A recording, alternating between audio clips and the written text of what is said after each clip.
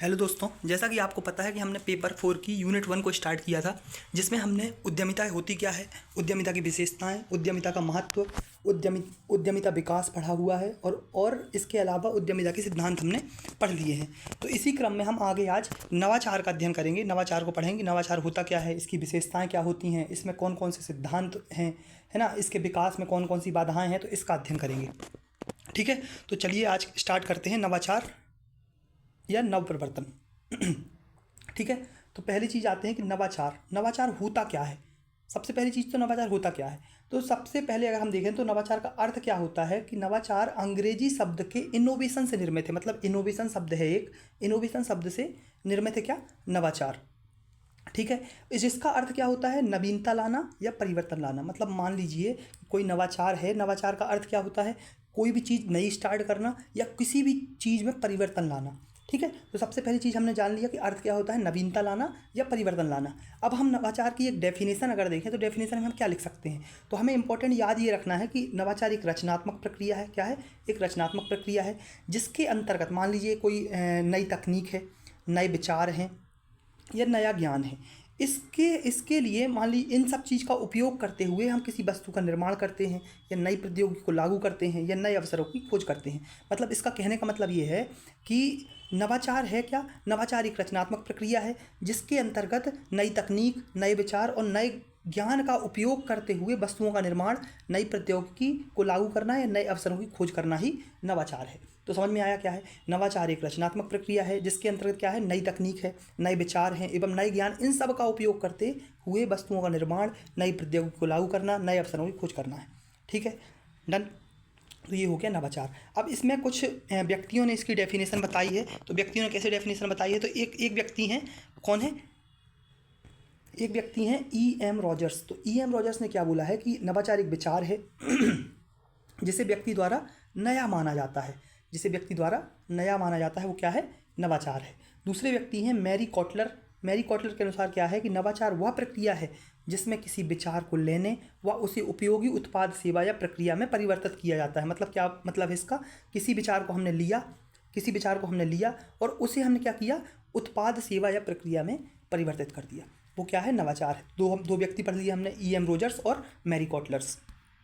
ठीक है, अब नेक्स्ट आते हैं हम, नेक्स्ट आए तो इसके तत्व क्या क्या हैं, नवाचार के तत्व क्या हैं। तो नवाचार के तत्व याद रखना है, तो पहला है तकनीकी नवाचार, सेवा नवाचार, तीसरा है प्रक्रिया नवाचार, चौथा है संगठन व प्रबंध नवाचार, पाँचवा है सामाजिक नवाचार और छठवां है खुला नवाचार। तो इनके हमें सिर्फ नाम याद रखना है, क्या है, तकनीकी, सेवा, प्रक्रिया, संगठन, सामाजिक व खुला नवाचार। ठीक है, डन। तो ये हो गया हमारे नवाचार के तत्व।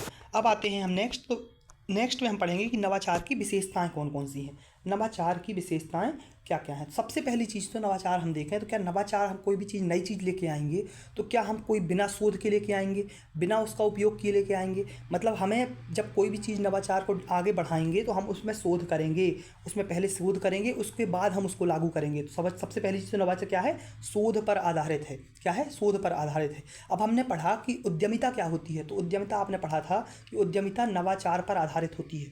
तो उद्यमिता को प्रोत्साहन कौन देता है, नवाचार देता है। उद्यमिता को कौन बढ़ाता है, अगर हम जितना नवाचार लेके आएंगे उतना उद्यमिता बढ़ेगी।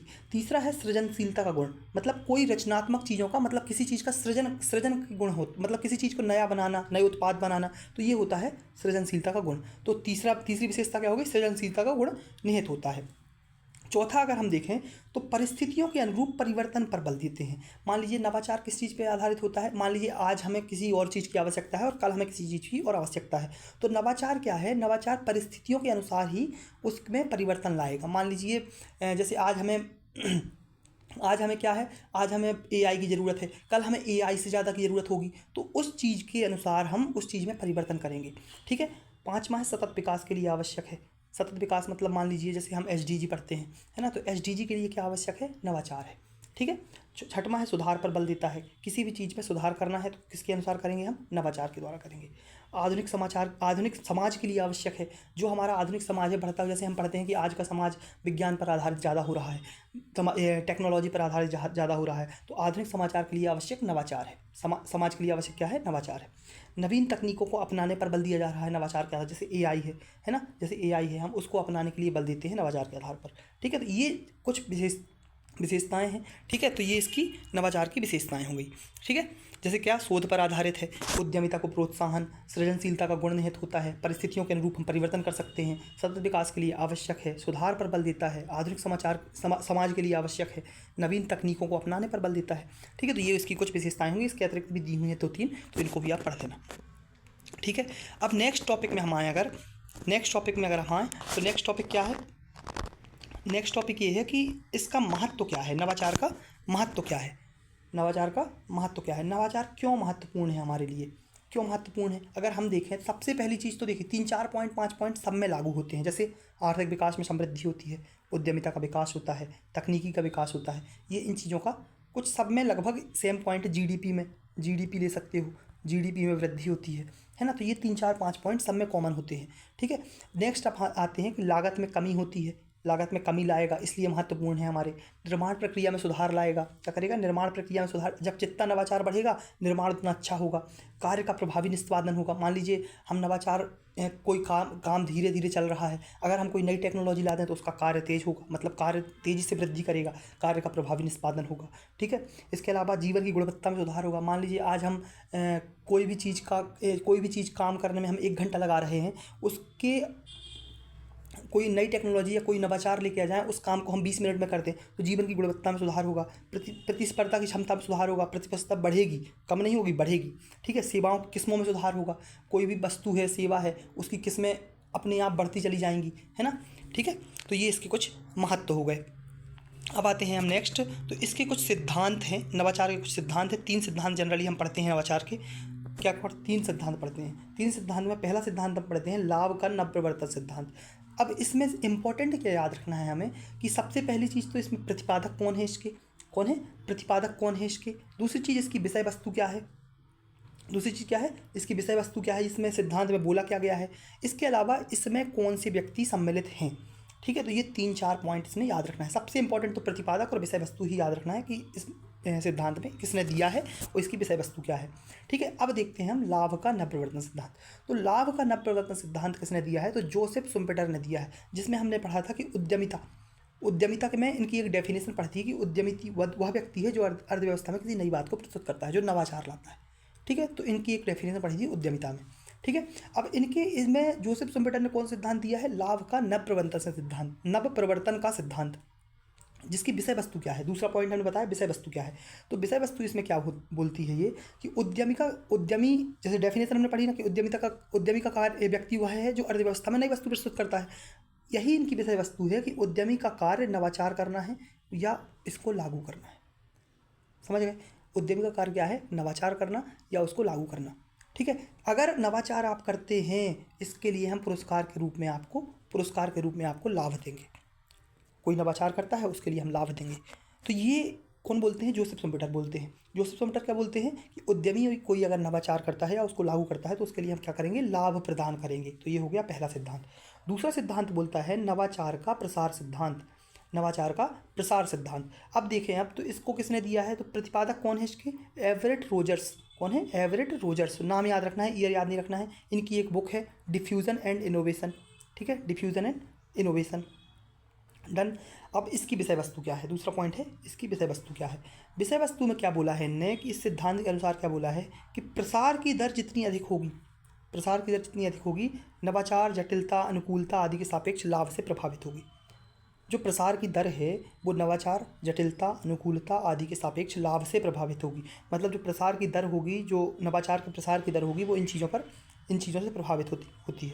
अब यह अवधारणा बताती क्या है? यह अवधारणा बताती है कि समाज द्वारा नवाचार को कैसे अनुभव किया जाता है और किस नियमबद्धता से प्रसार को तेज किया जाता है। मतलब नवाचार को कैसे अनुभव किया जा रहा है समाज द्वारा और किस नियमबद्धता से इसको आगे बढ़ाया जा रहा है। ठीक है, इसके अलावा हम देखेंगे अगर तो इस सिद्धांत में और क्या बोला है? इस सिद्धांत में बोला है कि यह सिद्धांत उस तरीके या दर की व्याख्या करता है जिस पर नए अवधारणाएं तथा नए उत्पाद लोगों के बीच प्रसारित होते हैं। मतलब वह उस दर की व्याख्या करता है जिस पर नए अवधारणाएं और नए उत्पाद व्यक्तियों के बीच में प्रसारित होती है। तो ये हमने पढ़ लिया दूसरा, नवाचार के प्रसार का सिद्धांत। ये क्या बोलता है? प्रतिवारक एवरेट रोजर्स सिद्धांत क्या बोलता है कि प्रसार की दर जितनी अधिक होगी, नवाचार जटिलता, अनुकूलता आदि के सापेक्ष लाभ से प्रभावित होगी। ठीक है, तो ये हो गया दूसरा सिद्धांत। अब हम पढ़ेंगे नेक्स्ट सिद्धांत हमने जो पढ़ा है, नेक्स्ट तीसरा सिद्धांत है इनका विघटनकारी नवाचार का सिद्धांत। कौन सा है? विघटनकारी नवाचार का सिद्धांत। तो ये दिया किसने है? प्रतिपादक कौन है? तो सीएम क्रिस्टेंसन द इनोवेटर डायलोमा इनकी एक स्टडीज थी, उसमें इनने इसका विश्लेषण किया। ठीक है, अब इसमें इनने बताया क्या है? इनने ये बताया है कि विशेष रूप से एक प्रकार का नवाचार मौजूदा कंपनी के विघटन का कारण बनता है। मान लीजिए कोई भी नवाचार है वो कोई कंपनी है, उसके विघटन का कारण भी नवाचार ही बनता है। कोई कंपनी है, इसके विघटन का कारण कौन बनेगा? नवाचार बनेगा। ये किसने बोला है? सीएम क्रिस्टन ने बोला है। इसमें इनने दो प्रकार के नवाचार बताए हैं, एक बताया है स्थायी और एक बताया है विघटनकारी। ठीक है, एक बताया है स्थायी, एक बताया है विघटनकारी। अब स्थायी, इसमें दो टाइप का इन्हें बताया है। देखो, पहला दिखने को मिल रहा है स्थायी नवाचार, दूसरा मिल रहा है विघटनकारी नवाचार। अब स्थायी नवाचार क्या है? स्थायी नवाचार वो चीज़ है, जैसे मान लीजिए कोई पहले से मौजूद व्यक्ति है, या मतलब कोई भी पहले से मौजूद उत्पाद है या तकनीक है, उसमें सुधार करना। समझ रहे हो? पहले से विद्यमान तकनीकों, उत्पादों आदि में सुधार करना क्या है? स्थायी नवाचार है। जैसे कोई टीवी है, कार है, फ़ोन है, इन चीज़ों में हम कोई अभी नवाचार, मतलब कोई भी चीज़ परिवर्तन ला दें या इसमें कोई सुधार ला दें, वो क्या होगा? स्थायी नवाचार होगा। इसी जगह पे विघटनकारी नवाचार देखें तो परंपरागत तकनीकों के स्थान पर नई तकनीक उत्पादों को बाजार में लाना। जैसे मान लीजिए एआई, कोई भी चीज़ पहले से है, उसको छोड़ के हम कुछ नई चीज़ लेके आ रहे हैं, वो क्या है? विघटनकारी नवाचार है। तो इनने दो प्रकार से इस चीज़ को बताया है। ठीक है, किसने बताया? क्रिस्टेंसन ने। अब आते हैं हम नेक्स्ट टॉपिक आज का जो हमारा है, लास्ट टॉपिक होगा आज का, नवाचार के विकास में बाधाएं कौन कौन सी हैं। नवाचार के विकास में बाधाएं कौन कौन सी हैं, अभी वर्तमान में कौन कौन सी बाधाएं देखने को मिलती हैं। अब जैसे मान लीजिए आप अपने से ही देखिए, खुद देखिए कि आपको किसी चीज़ को विकास करना है।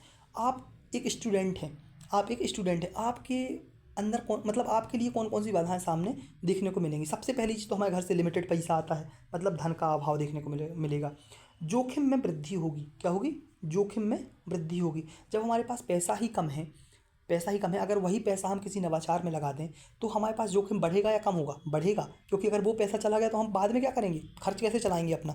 भावनात्मक लगाव हो जाएगा किसी चीज़ से कि अरे यार हमें तो करना है लेकिन हमारे पास पैसा नहीं है, हमें करना नहीं मिल रहा। संसाधनों का अभाव होगा, जब पैसे ही नहीं है तो संसाधन का अभाव तो होगा ही होगा, है ना। तकनीकी उन्नयन का अभाव होगा, नई तकनीकें कैसे लेके आएंगे। सबसे इंपॉर्टेंट है धन का अभाव। अब जब धन का अभाव होगा सब चीज़ में आ जाएगी, जोखिम आ जाएगा, भावनात्मक आ जाएगा, संसाधन आ जाएगा, तकनीकी आ जाएगा, सब कुछ आ जाएगा। योग्य कर्मचारी आप नहीं रख सकते हैं, है ना। शिक्षा का अभाव इसलिए लिखा है इसमें मैंने। एक चीज़ बताइए, आप कितनी भी पढ़ाई कर लें लेकिन वर्तमान में उच्च शिक्षा जो शिक्षा चाहिए है वो नहीं मिलती, है ना। स्कूलों में जो वर्तमान में शिक्षा मिल रही है वो हमारे लिए प्रभावी नहीं है।